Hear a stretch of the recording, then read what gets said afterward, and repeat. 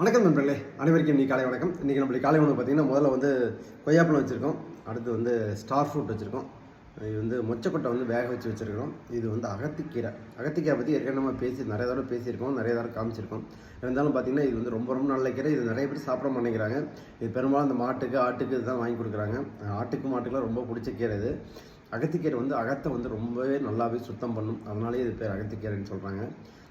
உங்களுக்கு வந்து மலச்சிக்கல்லாம் இருந்ததுன்னா இது வந்து கண்டிப்பாக சரி பண்ணும்.